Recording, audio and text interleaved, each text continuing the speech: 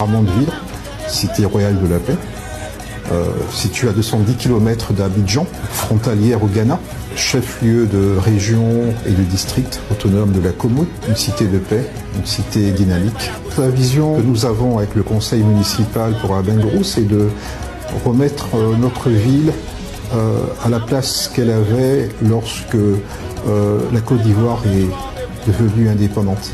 C'est-à-dire en fait être au moins dans le top 5 des principales villes de Côte d'Ivoire, avec bien sûr donc un tissu économique dynamique, avec une formation de nos enfants qui soit en fait la meilleure possible au niveau de notre pays, et bien sûr en fait d'avoir une ville qui soit dans ses traditions, mais qui également épouse le modernisme, afin d'attirer et de maintenir le maximum de sa jeunesse et de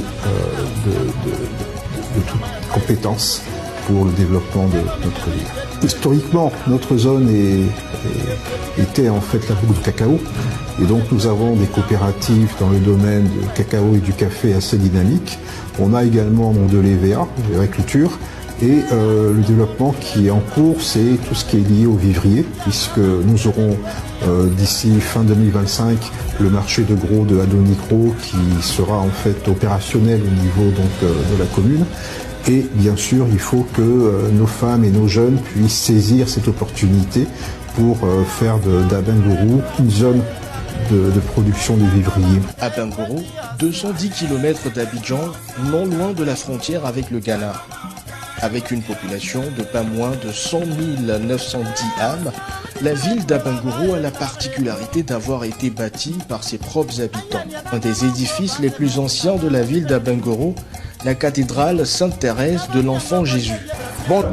Abengourou est aussi connu pour être le fief des Ani, une ethnie de la Côte d'Ivoire.